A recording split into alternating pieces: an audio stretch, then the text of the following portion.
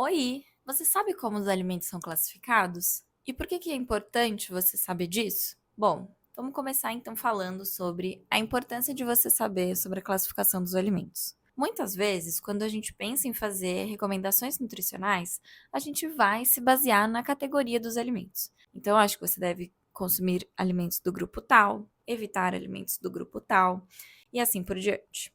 Só que o grande problema é que a forma que a gente fazia isso antigamente era um pouco complicada, porque a gente colocava muito alimento que não tinha nada a ver um com o outro no mesmo grupo. E eu vou te explicar como é que a gente fazia isso. Então, antes, os alimentos eram classificados de acordo com o teor de macronutrientes, calorias, fibras ou de acordo com alguma característica específica relacionada à sua composição.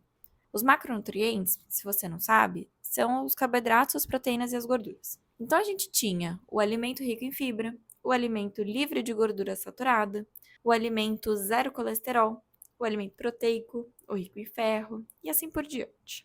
E qual que é o grande problema da gente fazer isso? Quando a gente pensa assim, a gente acaba colocando os alimentos que são muito diferentes uns dos outros no mesmo grupo. Então eu posso ter um grupo de alimentos ricos em gorduras e eu vou ter o abacate e o sorvete, sendo que um é uma fruta rico em gorduras de boa qualidade nutricional e um sorvete, que é um alimento cheio de gordura saturada, com muito açúcar e quase nada de ingredientes naturais. Não faz o menor sentido, né? E se a gente for estender isso aos outros componentes, isso também vai continuar não fazendo sentido. Um alimento pode ser baseado em carboidratos refinados, mas pode ter a adição de uma fibra específica, e ele vai acabar sendo um alimento rico em fibra. Ou algum alimento que é super rico em gordura pode ser um alimento pobre em carboidrato, e isso pode ser uma característica positiva desse alimento, que faz uma pessoa comprar, porque ele tem baixo teor de carboidrato, não importa o restante da sua composição. Além disso, quando a gente pensa dessa forma e a gente começa a agrupar os alimentos em relação ao seu teor de nutrientes, a gente simplifica a nutrição a essas calorias, os carboidratos, proteínas, gorduras.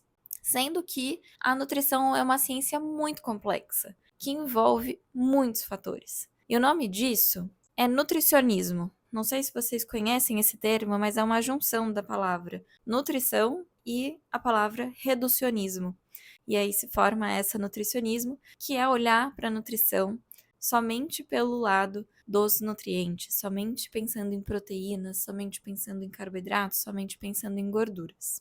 E qual seria a solução para esse problema? Para o problema de agrupar alimentos muito diferentes uns dos outros no mesmo grupo, na mesma categoria. Em 2009, surge a solução, que é a classificação nova. Em 2009, ela é nova, em letras minúsculas, mas o nome dela é realmente Nova, Nova.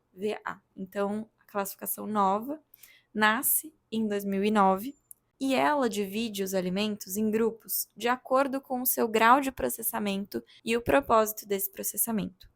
E isso permite que a gente olhe para os alimentos numa escala entre o mais natural e o mais processado, que a gente chama de ultraprocessado.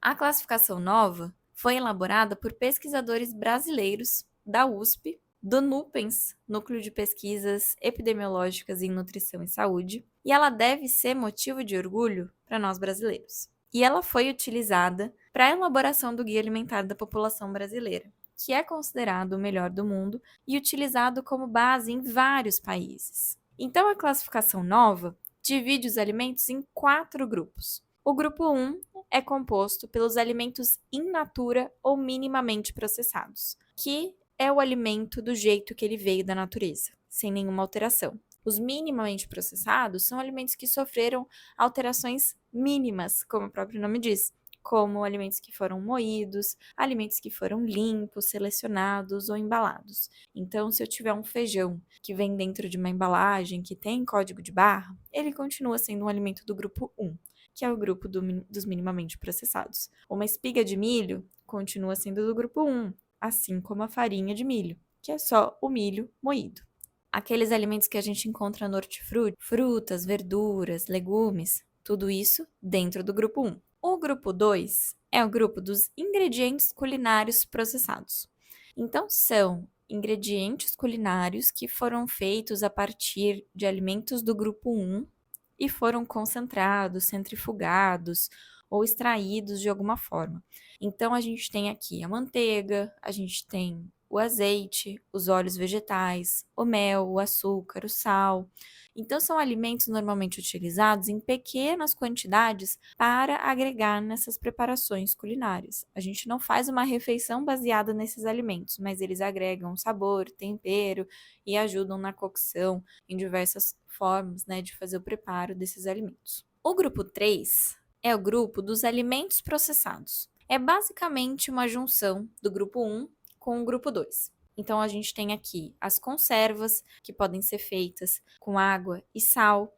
A gente tem também as frutas em calda, que são feitas somente com a fruta, que é um alimento do grupo 1, e o açúcar, que é um alimento do grupo 2. Temos também alguns outros enlatados, que são feitos com algum ingrediente, como o atum e o óleo, que está no grupo 2 também.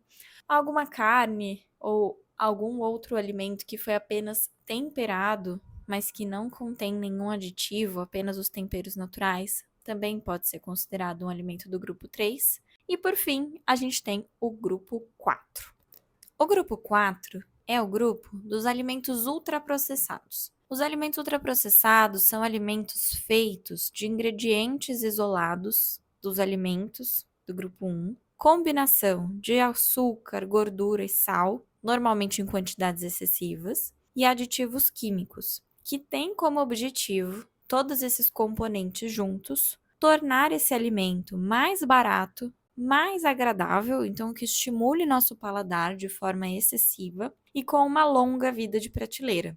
Então, vocês lembram quando eu falei sobre a definição da classificação nova, que ela leva também em conta o propósito do processamento? Então, esse processamento dos ultraprocessados, ele tem como objetivo aumentar a vida de prateleira, aumentar os lucros da empresa que está vendendo, e não tem como objetivo simplesmente fazer esse produto durar mais, preservando a qualidade nutricional dele. Eu vou te dar um exemplo como um único alimento poderia transitar entre todos os grupos da classificação nova. Então, a gente tem uma espiga de milho, que seria o nosso milho in natura. Depois, a gente tem uma farinha de milho, que seria o milho minimamente processado. Esses dois são do grupo 1. Depois, a gente vem com óleo de milho, que seria o milho como ingrediente culinário processado, no grupo 2. E aí, a gente tem o milho enlatado, que seria o milho processado, no grupo 3. E um salgadinho de milho, que seria o milho ultraprocessado, que está no grupo 4. E o que a gente ganha quando a gente tem a classificação nova sendo aplicada aqui no nosso país? A classificação nova permite que a gente divida os alimentos em seus respectivos grupos, em estudos científicos, e que a gente possa associar as consequências para a saúde com um grupo específico desses alimentos. E aí a gente não vai mais dizer que consumir fibras faz bem para a saúde. A gente vai dizer que consumir fibras de alimentos in natura faz bem para a saúde, mas que a fibra que vem do alimento ultraprocessado, ela não é tão boa assim, porque ela foi adicionada. A gente quebrou vários alimentos, juntou todos eles e adicionou uma fibra ali artificialmente. Não tem uma sinergia, não tem uma conversa entre todas as partes daquele alimento. Aquele não é um alimento inteiro. Além disso, a gente também possibilita o desenvolvimento de políticas públicas e ações direcionadas ao consumo do grupo responsável pelas consequências negativas, que é a que a ciência estuda. E a gente não associa isso a um nutriente ou um componente dos alimentos. Então, eu não vou mais dizer que a gordura saturada faz mal, mas a gordura saturada vinda de alimentos ultraprocessados, ela vai ser muito pior do que uma gordura saturada que vem de um alimento in natura, que está junto com a matriz desse alimento, que vem acompanhada dos outros componentes. Então, ao invés de a gente pensar assim, a frutose faz mal, e permitir que esse pensamento leve algumas pessoas a associarem as frutas a algum malefício em relação à saúde, a gente pode dizer que os alimentos ultraprocessados ricos em frutose fazem mal para a nossa saúde, que é a verdade, porque a frutose que vem do xarope, é que é responsável pelos malefícios na nossa saúde. A frutose das frutas nunca foi uma questão, mas é muito difícil quando a gente generaliza dessa forma, porque as pessoas vão entender isso da forma que elas acharem melhor ou da forma que a cabeça delas raciocinar ali naquele momento que elas estão lendo. Ou quando a gente diz como alimentos coloridos, e essa pessoa pode pensar erroneamente que ela só precisa encontrar alimentos coloridos, não importa de onde que vem essa cor, e isso pode significar que ela está vindo de um corante artificial, a gente pode só dizer como alimentos in natura e minimamente processados, na grande maioria do tempo. E faça com que os alimentos ultraprocessados sejam parte muito pequena da sua alimentação como um todo.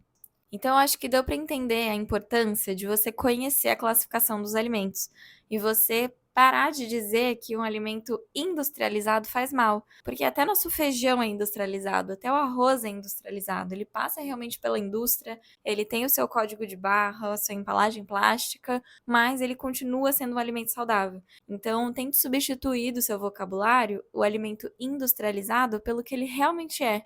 Então, se você está falando de uma lata de milho, você vai falar que é um alimento processado. Mas se você está falando de um nuggets, de um suco de pozinho, que nem suco é, ou de um salgadinho de pacote, você está falando de um alimento ultraprocessado. Então, lembre-se sempre de dar nome aos alimentos, dê o nome correto a esses alimentos para que a gente possa deixar a nossa comunicação mais clara possível e que a gente possa também transparecer para as pessoas que não têm tanto acesso à informação quem são os alimentos ultraprocessados e quem são os alimentos in natura, minimamente processados ou até os alimentos processados. Eu espero que você tenha gostado desse episódio, espero que eu tenha esclarecido esses conceitos para você. Comenta aqui se você tiver alguma dúvida ou se você quiser fazer algum comentário sobre isso e a gente se vê no próximo episódio.